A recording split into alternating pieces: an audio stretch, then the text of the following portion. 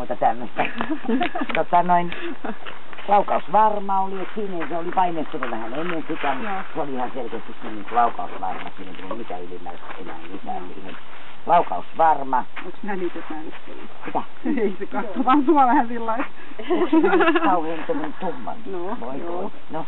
Luoksepäästävyys +3 hyvä, tai luoksepäästävä avoin. Kovuus +1 hieman pehmeä. Siitä johtuu tää, että se katsoo, että se on nää pahat. Hyvä muisti. Sopiva muisti hänellä.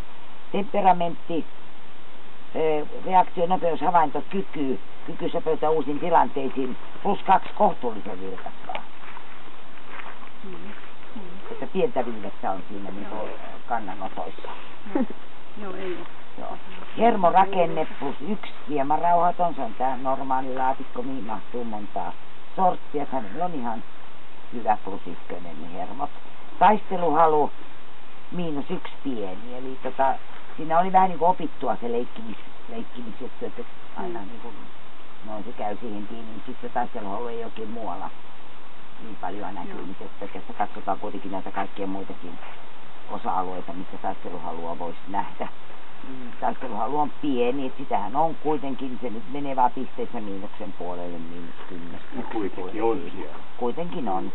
Ja sitten puolustushalu +1 pieni, että hän otti kyllä kantaa, mutta pysyi aika lailla sun takana siinä. Siinä ei ollut ihan semmoista jämäkkyyttä, mutta haluahan tässä haetaan.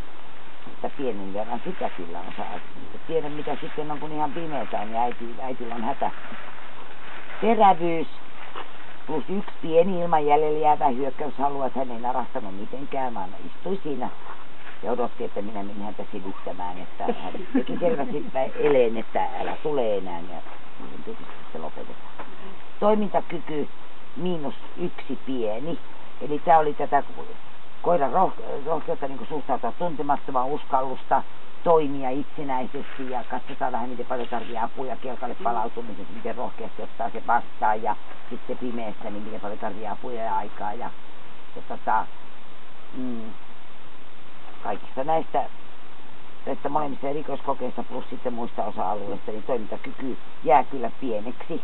Sitäkin on pieni, se vaan menee nyt pisteessä -1. Eli tästä tuli plussia 120, miinuksia 25, siitä jää +95 pistettä. Ihan mukava, miellyttävä koirahan tää.